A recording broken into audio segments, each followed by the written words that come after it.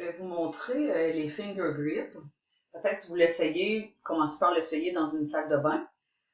Ça fait ici le finger grip vrai. C'est quand même assez simple. Finger grip vrai.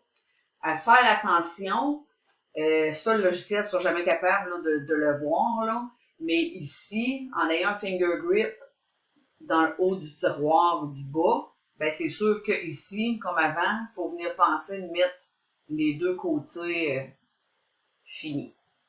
Étant donné qu'on va le voir un petit peu. Fait que si je rentre dedans, ça a l'air de ça. Là, par contre, si je mets un côté fini, l'encoche se fait pas. C'est il y a encore là, des petites choses là, des fois à revoir.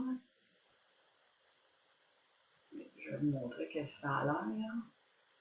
Puis ici, fait que c'est ça. Quand il y a un côté fini, évidemment, il n'y a pas d'encoche parce que ça serait vraiment pas beau. De l'autre côté, les encoches se font. C'est sûr qu'à la limite, comme l'autre caisson qui n'avait pas son encoche, on peut venir le refaire là, en edit shape là, par-dessus, il n'y aurait pas de problème.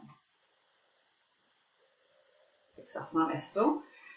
Pour vous montrer en 3D, je vais mettre en couleur.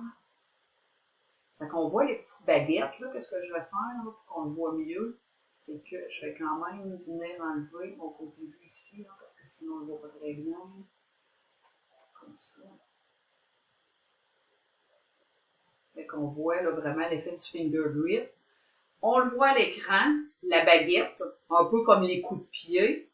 Par contre, ça se débite pas. Là. On voulait pas que ça se débite parce que ça aurait fait juste des petits bouts de finger grip là, avec des joints partout. C'est que c'est important encore là, de remettre les grandes baguettes dans les accessoires.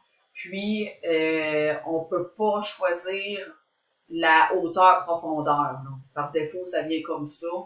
Puis, ça reste le même. Fait que, dans le fond, il reste 1 pouce par 44 mm.